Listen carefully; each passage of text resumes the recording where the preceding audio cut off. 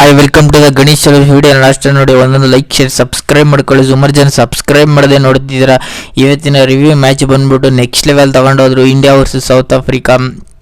Main ಗುರು ಇದು south ಆಫ್ರಿಕಾದ ಹೋಮ್ ಗ್ರೌಂಡಲ್ಲಿ ಇಂಡಿಯಾ ಇಷ್ಟು ಲೆವೆಲ್ಗೆ ಟಕ್ಕರ್ ಕೊಡ್ತಾರೆ ಅಂತ ನಾನಂತೂ ಅಂದ್ಕೊಂಡಿದ್ದೆ. ನೆಕ್ಸ್ಟ್ ಲೆವೆಲ್ ಟಕ್ಕರ್ ಕೊಟ್ಟರು ಅನ್ಬೋದು. ಒಟ್ಟಿನಲ್ಲಿ ಮೇನ್ ಗುರು ಒಟ್ಟಿನಲ್ಲಿ ಇಂಡಿಯಾ ಇಲ್ಲಿ ಬ್ಯಾಟಿಂಗ್ ನೋಡೋದಾದ್ರೆ ಟಾಸ್ ಗೆದ್ಬಿಟ್ಟು ಸೌತ್ ಆಫ್ರಿಕಾದವ್ರು ಸೇಮ್ 4 ಮ್ಯಾಚಲ್ಲೂ ಇಂಡಿಯಾ ಫಸ್ಟ್ ಬ್ಯಾಟಿಂಗ್ ಆಡೋರು, ಅದರಿಂದನೇ ಅಡ್ವಾಂಟೇಜ್ ಆಯ್ತಾ ಅನ್ಬೋದು. ಒಟ್ಟಿನಲ್ಲಿ ಸೌತ್ ಆಫ್ರಿಕಾದವರು ಅಂತ ಹೇಳ್ಕೊಳ್ಳೋ ಬೌಲಿಂಗ್ ಮಾಡಲಿಲ್ಲ. ಒಟ್ಟಿನಲ್ಲಿ ಇಲ್ಲಿ ಅಭಿಷೇಕ್ ಶರ್ಮಾ ಒಬ್ಬರು ಪವರ್ ಪ್ಲೇಯಲ್ಲಿ ಔಟ್ ಆದರೆ ಇನ್ನು ಇಬ್ಬರು ಮೇನು ಇಲ್ಲಿ 100 ಹೊಡೆದ್ರು. ಒಟ್ಟಿನಲ್ಲಿ ನೆಕ್ಸ್ಟ್ ಲೆವೆಲ್ ಆಟನ ಆಡಿದ್ರು, ಇಲ್ಲಿ ಚೆಚ್ಚಿ ಕೆಡಿದ್ರು ಅನ್ಬೋದು. ಒಟ್ಟಿನಲ್ಲಿ ಸಂಜು ಸ್ಯಾಮ್ಸಂಗು ತಿಲಕ್ ವರ್ಮಾ ಒಟ್ಟಿನಲ್ಲಿ ನೆಕ್ಸ್ಟ್ ಲೆವೆಲ್ ಆಟನ ಆಡಿದ್ರು ಅನ್ಬೋದು. ಒಟ್ಟಿನಲ್ಲಿ ಸೌತ್ ಆಫ್ರಿಕಾ ಬೌಲಿಂಗ್ ಅಂತ ಹೇಳ್ಕೊಳ್ಳೋ ಬೌಲಿಂಗ್ ಇದ್ರೂ ಇವರು ಬಂದವರೆಲ್ಲ ಹಾಫ್ ಸೆಂಚುರಿನ ಹೊಡೆಸ್ಕೊಂಡ್ರು. ಒಟ್ಟಿನಲ್ಲಿ ಸೌತ್ ಆಫ್ರಿಕಾ ಸಂಜು ಸ್ಯಾಮ್ಸಂಗು ಮತ್ತು ತಿಲಕ್ ವರ್ಮಾ ಮೇನು ಇಲ್ಲಿ ಸಂಜು ಸ್ಯಾಮ್ಸಂಗು ಲಾಸ್ಟ್ವರೆಗೂ ಇದ್ದರು. 2 ಮ್ಯಾಚಲ್ಲೂ ಗೋಲ್ಡನ್ ಡಕ್ಔಟ್ ಆದರೆ ಈ ಮ್ಯಾಚಲ್ಲಿ ತಾಳ್ಮೆ ಆಟ ಆಡಿದ್ರು ಅನ್ಬೋದು. ಒಟ್ಟಿನಲ್ಲಿ ಸಂಜು ಸ್ಯಾಮ್ಸಂಗ್ ತಿಲಕ್ ವರ್ಮಾ ನೆಕ್ಸ್ಟ್ ಆಟನ ಆಡಿದ್ರು.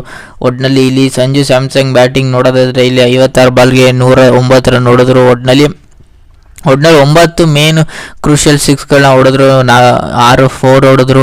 ಒಟ್ಟಿನಲ್ಲಿ ತಿಲಕ್ ವರ್ಮಾ ಬೇಗನೆ ಹೊಡೆದ್ರು ಅನ್ಬೋದು. ಇಲ್ಲಿ ಚೆನ್ನಾಗಿ ಪಿಕ್ ಮಾಡ್ತಿದ್ರು ಅನ್ಬೋದು. ಒಟ್ಟಿನಲ್ಲಿ ತಿಲಕ್ ವರ್ಮಾ ಒಟ್ಟಿನಲ್ಲಿ 10 6 ಹೊಡೆದ್ರೆ 9 4ನ ಹೊಡೆದ್ರು ಅನ್ಬೋದು. ಸಿಕ್ಕಾಬಿಟ್ಟೆ ಎಕ್ಸ್ಟ್ರಾಸ್ನ ಕೊಟ್ಟರು ಅನ್ಬೋದು. ಮೇನ್ ಗುರಿ ಇಲ್ಲಿ ಪವರ್ ಪ್ಲೇಯಲ್ಲಿ ಇಬ್ಬರದು ಕ್ಯಾಚ್ ಬಂದಿತ್ತು.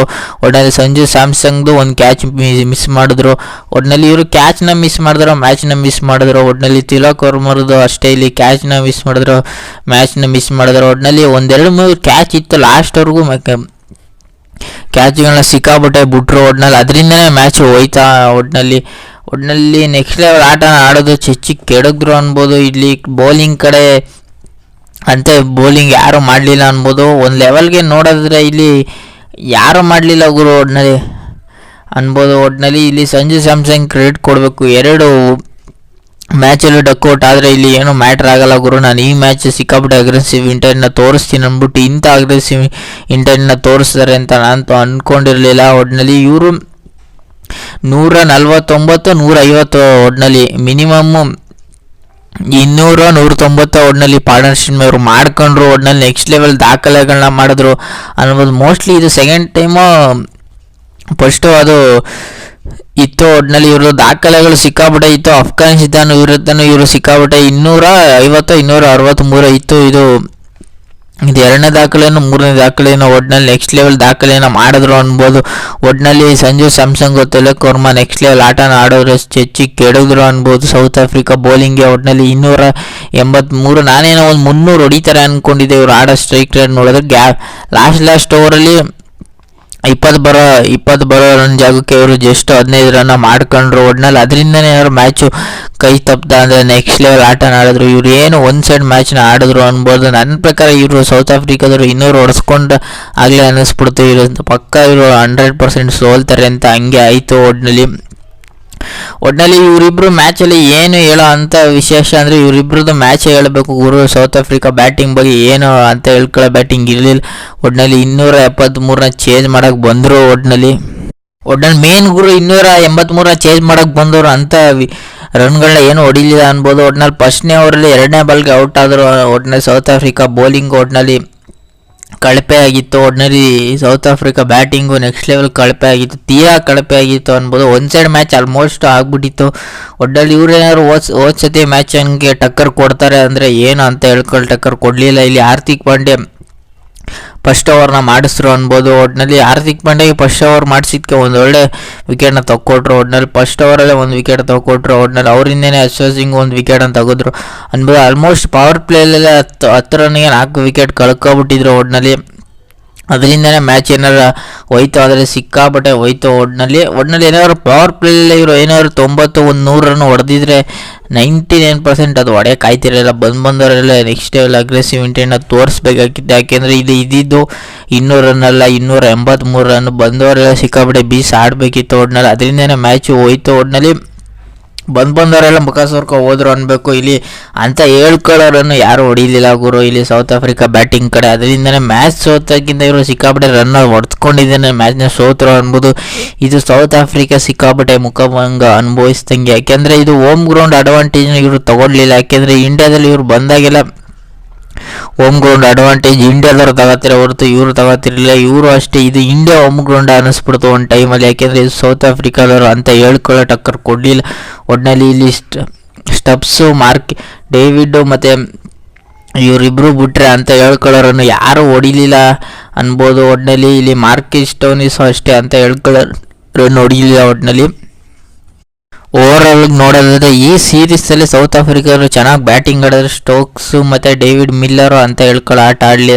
ಒಟ್ಟಿನಲ್ಲಿ ಸೌತ್ ಆಫ್ರಿಕಾದವರು ಟಾಸ್ನಾಗ ಗೆದ್ರು ಹೊರತು ಮ್ಯಾಚ್ನಾಗ ಗೆಲ್ಲಿಲ್ಲ, ಜಸ್ಟ್ ಒಂದು ಮ್ಯಾಚ್ನಾಗ ಗೆದ್ರು. ಒಟ್ಟಿನಲ್ಲಿ ಇಂಡಿಯಾ ಬೌಲಿಂಗ್ ಕಡೆ ನೋಡೋದಾದ್ರೆ ಇಲ್ಲಿ ಹರ್ಷದ್ ಸಿಂಗ್ 3 ಓವರ್ 3 ವಿಕೆಟ್ನ ತೆಗೆದ್ರು. ಇಲ್ಲಿ ಹಾರ್ದಿಕ್ ಪಾಂಡ್ಯ ಒಂದೊಳ್ಳೆ ಓವರ್ಗಳನ್ನ ಮಾಡ್ಕೊಂಡ್ರು ಅನ್ಬೋದು, ಜಸ್ಟ್ 8 ರನ್ನ ಕೊಟ್ಟರು, 1 ವಿಕೆಟ್ನ ತೆಗೆದ್ರು.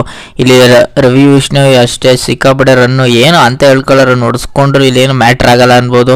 ಒಟ್ಟಿನಲ್ಲಿ 1-2 ವಿಕೆಟ್ ತೆಗೆದ್ರು. ಇಲ್ಲಿ ವರುಣ್ ಚಕ್ರವರ್ತಿ ಆಸ್ ಯೂಶುವಲ್ 2 ವಿಕೆಟ್ನ ತಗೊಟ್ರು. ಇಲ್ಲಿ ರವಿ ವಿಷ್ಣು ಅಷ್ಟೇ 1 ವಿಕೆಟ್ನ ತಗೊಟ್ರು. ಇಲ್ಲಿ ಅಕ್ಷಯ್ ಪಟೇಲ್ 2 ವಿಕೆಟ್ ತಗೊಟ್ರು.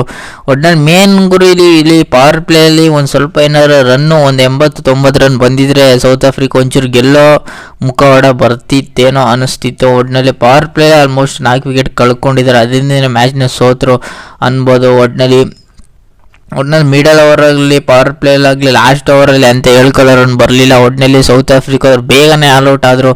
ಒಟ್ಟಿನಲ್ಲಿ ಮೇನ್ ಗುರು ಈ ಸೌತ್ ಆಫ್ರಿಕಾ ಸೀರೀಸ್ ಗೆಲ್ಲಬೇಕಾದ್ರೆ ಸಂಜು ಸ್ಯಾಮ್ಸಂಗು, ತಿಲಕ್ ವರ್ಮಾ ಮತ್ತು ಅಭಿಷೇಕ್ ಶರ್ಮಾ ಇವರಿಬ್ಬರು ಸಿಕ್ಕಾಪಟ್ಟೆ ಕಾರಣ ಆಗಿರ್ತಾರೆ. ಒಟ್ಟಿನಲ್ಲಿ ಬೌಲಿಂಗ್ ಕಡೆ ನೋಡೋದಾದರೆ ಇಲ್ಲಿ ಹರ್ಷದ್ ಸಿಂಗು, ವರುಣ್ ಚಕ್ರವರ್ತಿ, ರವಿ ವಿಷ್ಣು ಸಿಕ್ಕಾಪಟ್ಟೆ ಚೆನ್ನಾಗಿ ಮಾಡಿದ್ರು. ಹಾರ್ದಿಕ್ ಪಾಂಡ್ಯನು ಲೆವೆಲ್ಗೆ ಚೆನ್ನಾಗಿ ಮಾಡಿದ್ರು.